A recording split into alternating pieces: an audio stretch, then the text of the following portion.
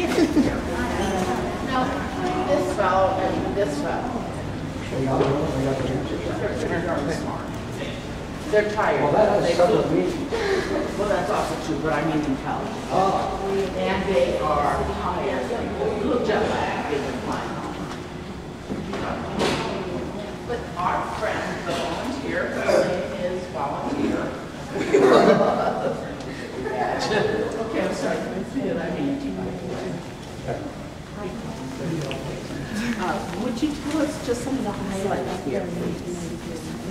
We're calling these? Oh, no, I guess I shouldn't call them. No, okay. don't do that. No, You have not been to Independence Hall? no, we don't. Okay. We have tickets, so we have to get them. Okay, so I'm going to jump to the end of the story before you actually hear the story. You're going to be visiting Independence Hall, and in Independence Hall, they're going to tell you about the Declaration of Independence, the Articles of Confederation, and the Constitution of the United States. All of those things taking place in Independence Hall.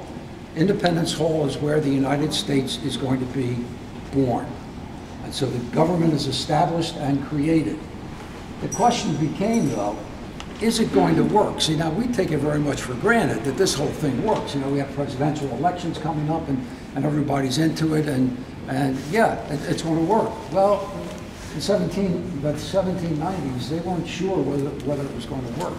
The United States under the Constitution was 2 years old. There was no other form of government in the world like it. And so is it going to work? Well, the big test is going to be here in Philadelphia.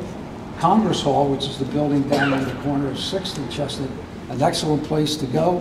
That's where the Congress met, House on the first floor, Senate on the second floor. We're going to try and do that, so. Pardon me? We're going to try and do that. So Absolutely. if you could just kind of give us the highlights in here. That's great. Okay. This is where the Supreme Court of the United States met. Okay, so today there are 9 justices. If you look up there, you'll count and you'll say there's 6. Well, originally there were only 6. The Chief Justice would be seated at the larger chair. That one of the things that people always ask is what's original. Well, in this room, that chair is thought to be original. We can't say that it was actually used by the Supreme Court Justice, but it was used by somebody who was important.